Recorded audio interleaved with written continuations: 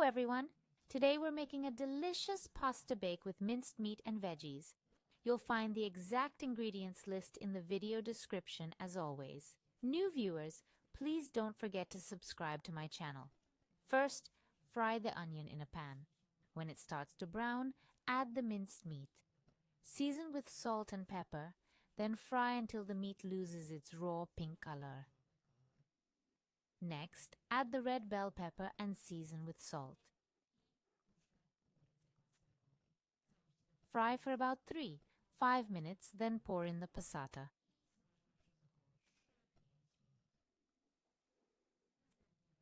Cook for another 5 minutes.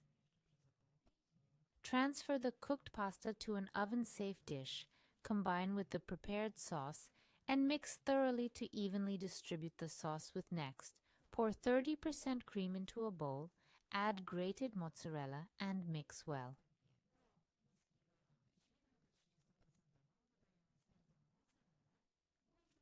Then spread it on top of the pasta. Place the prepared dish in a preheated oven at 180 degrees Celsius, 350 degrees Fahrenheit. Bake uncovered for about 20 minutes or until golden brown. Enjoy your meal.